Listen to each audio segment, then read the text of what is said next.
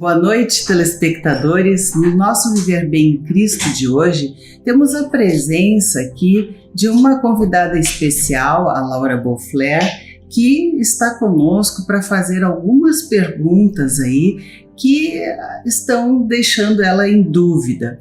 E está conosco aqui, né, o ministro da Palavra, Sérgio Alves, que vai então trazer, né, as respostas de acordo com a palavra de Deus, que o que ele fala, Deus fala na Bíblia a respeito então desses questionamentos. Tudo bem, pastor Sérgio?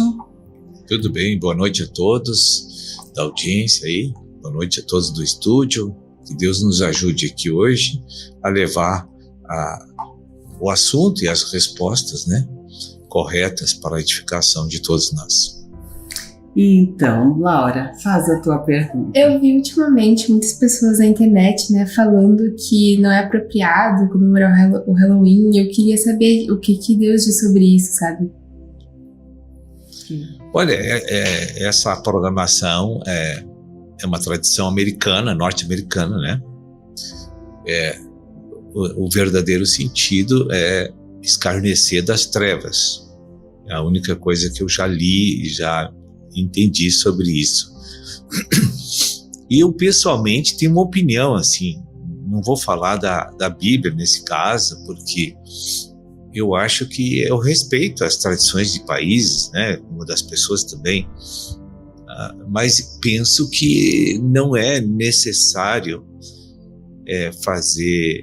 escarnecer assim de uma situação tão negativa como é a ação das trevas na vida das pessoas, porque eu penso assim que a gente deve sempre se preocupar e exaltar, comemorar, exaltar o nome de Cristo, o nome de Deus, e não tem essa necessidade de ações humanas para denegrir, para tornar pejorativo um ser que já foi julgado por Deus eternamente, que ele incomoda porque ele é um réu em liberdade no universo ainda, mas ele já está vencido e derrotado pela crucificação do Filho de Deus naquela cruz, né?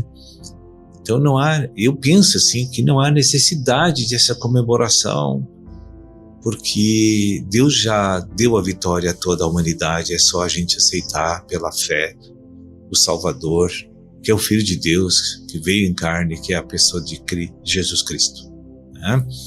Então, respeito quem comemora, mas acho que aquilo ali não é uma coisa boa para as nossas vidas, para nossas almas, não edifica muito. Eu, assim, pessoalmente tenho a impressão que ao contrário, um enaltecimento das trevas, né? Essa impressão que me passa, porque as pessoas têm tanta... E eu também já participei, né? Mas eu já tenho muito tempo aí, né, de chão. Mas antigamente, né, a gente se fantasiava, fazia essas coisas.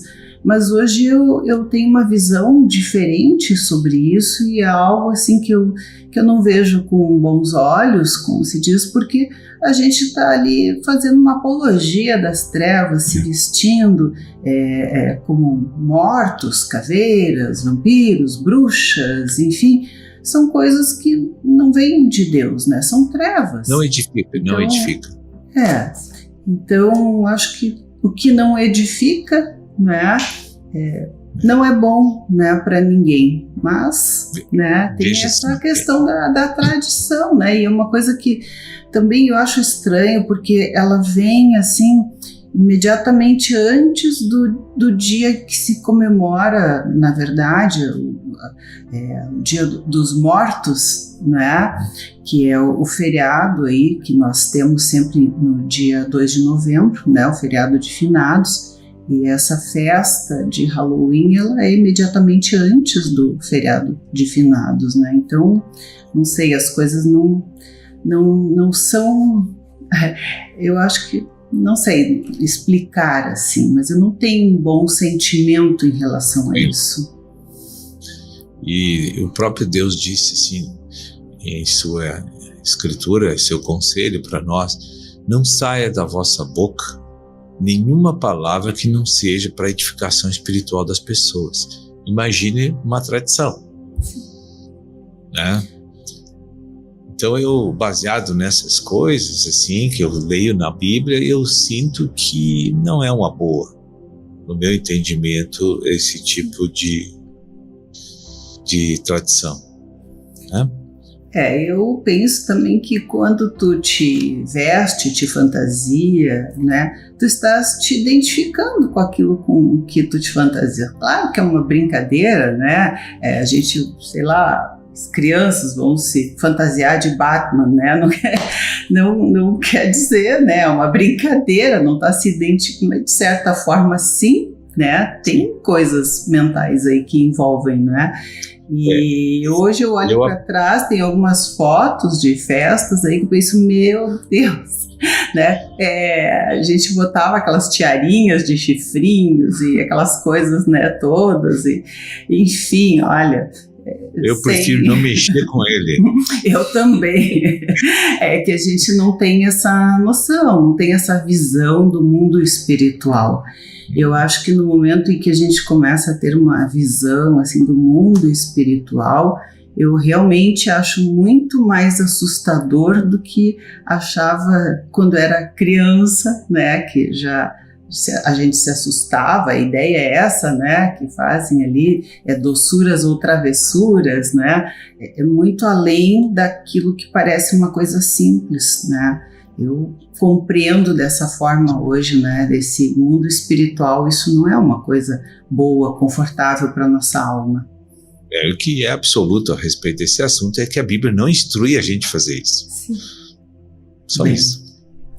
Então, tá bem. Bom, nós vamos encerrando então esse bloco e voltamos daqui a pouquinho com mais uma perguntinha aí da Laura, né? E saber então também o que o Senhor tem a dizer. Nós já voltamos aí com o nosso Viver Bem em Cristo. Viver Bem.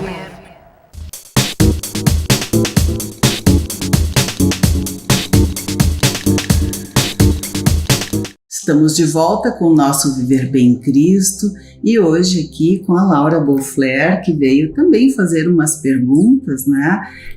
Esclarecer algumas dúvidas, né? Essas crianças, como dizemos, né? São tão novinhas, mas buscam a Deus, né? Estão buscando a Deus e isso é algo muito bom, muito positivo. E ela está aqui e quer fazer mais uma pergunta aí. Conversa então aí com... Eu fui batizada na igreja católica quando eu era criança, né, bebê. E eu queria saber qual que é a diferença ou por que eu precisaria me batizar de novo agora, mais velha, né?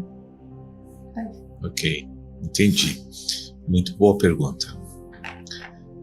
Veja, o batismo é imersão para dentro do reino de Deus, para dentro do Deus triuno. Se você quer um conceito de batismo, você está sendo imerso num sistema que é divino, numa esfera totalmente divina e espiritual. Tá? Para que a pessoa seja batizada, é necessário primeiro fazer uma declaração, porque tem crença no coração absoluta, de que o Filho de Deus, Jesus Cristo, veio em carne. Porque quem não confessa que Jesus veio em carne, não recebe a salvação. Então, depois dessa confissão com a boca, publicamente, de que você recebe Jesus Cristo, Filho de Deus, que veio em carne como teu Senhor, como teu Salvador, naquele exato momento que você firma essas palavras na atmosfera, acontece um milagre espiritual naquele momento em que o Espírito Santo de Deus se dispensa e vai lá para dentro do teu espírito humano. Naquele momento. Então o Espírito de Deus fica unido ao espírito humano quando a pessoa confessa, no caso, né, em outras palavras, diz crer, né? Pela fé. Diz que crê, né? Para não fazer uma cacofonia ali, né? Pela fé em Jesus Cristo. Ela ganha vida divina naquele momento. Então, seu espírito humano que está inativo e morto passa a ser recriado naquele momento e passa a ter vida e comunhão plena com Deus a partir daquele momento. Mas isso tudo num nível muito subjetivo que a pessoa não sente, às vezes, intensamente na sua alma ainda nenhum efeito. Tá? Então, o que está escrito em Marcos 16 lá? Quem crer que há essa profissão de fé em Jesus e for batizado, será salvo. Agora, por que? Vamos falar do batismo. O que significa o batismo? O batismo, tu tem que complementar o que tu declarou, que Jesus é teu Senhor e Salvador. Porque não tem sentido tu declarar que Jesus é teu Senhor e Salvador e você não querer batizar. Não, porque fica um contrassenso. Sim. Entende? Espiritual. Então, o batismo é algo necessário. Publicamente, tu estás declarando que tem uma natureza pecaminosa e que Deus te deu agora a salvação e que Deus precisa te tirar do mundo natural do pecado e te transladar para o mundo espiritual do corpo de Cristo e do reino de Deus. Então, tu troca de carteira de identidade, tu troca de CPF. De cidadania, passa a ser cidadã dos céus. Tu troca de casa, era cidadã do mundo, agora tu é do reino de Deus, porque o batismo te translada à moradia. Né? Claro que tudo é o corpo, o reino de Deus ainda tem um estado, uma forma mística hoje, mas daqui a pouco ele vai ser tangível e real, daqui a pouquinho. Então, uma criança não pode, não tem consciência que ela carrega uma natureza pecaminosa, então, portanto, ela não pode ser batizada. O que os pais fazem nas igrejas que não tem essa orientação completa? Eles levam a criança lá para ser batizada, mas na verdade aquilo não é um batismo. Aquilo é uma apresentação da criança a Deus ou a algum outro ser que vai ser declarado ali. Sim. Porque a pessoa não tem consciência da vida, não tem consciência do pecado, e os pais não podem decidir se tu vai ser de Deus ou não, porque isso é coisa pessoal, a salvação é pessoal. Sim. Então, quando tu chega lá nos 11, 12 anos de idade, aí você pode ler na palavra que você tem plenas condições de tomar uma atitude, uma decisão, de querer ou não se batizar a partir dessa idade. Porque aí tu já tem consciência de que tu nasceu em pecado, tu nasceu separado de Deus e agora tu está recebendo a salvação e tu quer completar a salvação com o batismo. Então, quando tu entra na água, porque tu decidiu eliminar a vida do mundo, né? Não é que tu não pode mais viver no mundo, não é isso. Você decide entrar numa esfera mística que chama-se corpo de Cristo, e ali então você tem vários benefícios, muita proteção divina, muita bênção divina, porque você vai agora fazer parte do corpo do nosso Senhor Jesus Cristo. Tu vai ser um membro daquele corpo. Né? E aí então a provisão é muito rica, a proteção é muito poderosa, né? E a intimidade com Deus pode ser desenvolvida com grande velocidade, né? Então as vantagens são imensas.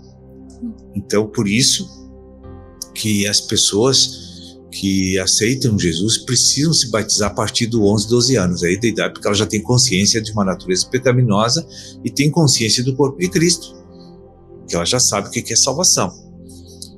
Então isso é o batismo. A decisão é pessoal, não é outro que vai me influenciar e me obrigar a fazer isso. É uma questão voluntária da pessoa, ela que vai querer, se quer ou não, entende? Nenhum líder espiritual que tem instrução divina vai obrigar uma pessoa a se batizar ou vai assustar uma pessoa para se batizar, manipular. Não.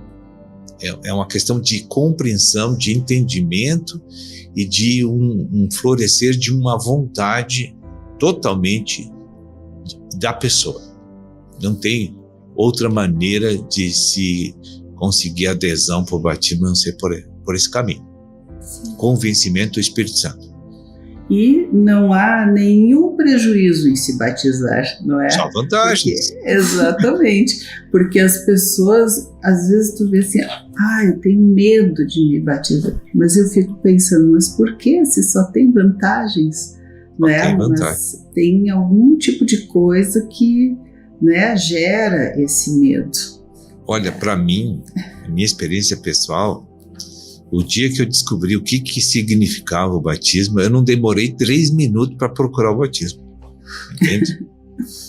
Porque só eu saber que o inimigo perdeu todo o direito de tocar minha vida, para mim já foi, basta, não precisa ouvir mais nada. Porque eu estando no corpo de Cristo, ele não toca na minha vida a não ser Deus permitindo.